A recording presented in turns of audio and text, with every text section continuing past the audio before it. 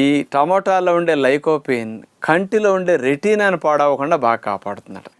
అందుకనే మనం ఎక్కువ వెజిటబుల్ జ్యూస్, క్యారెట్ జ్యూస్లో టమోటాల కాంబినేషన్ ఏమంటాం. ఇది చాలా కంటికి మేలు చేస్తుంది, చూపు దెబ్బ తినకుండా పిల్లలకు కూడా.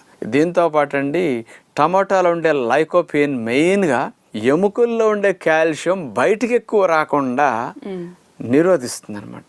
ఎముకల్లో ఉండే కాల్షియం బయటకు వస్తే ఎముకలు గుల్లబారిపోయి ఆస్టియోపోరోసిస్ సమస్య విరిగిపోతాయి. అందుకని ఎముకల్లో ఉండే కాల్షియం బయటకు రాకుండా ఎముకలు ఎక్కువ కాల్షియంని పీల్చుకుని గట్టిగా అందులో నట్టు పెట్టుకుని ఎముకలు పుష్టిగా ఉండేటట్టు ఈ లైకోపిన్ స్పెషల్గా బోన్స్కి భలే పనికి వస్తుందంట.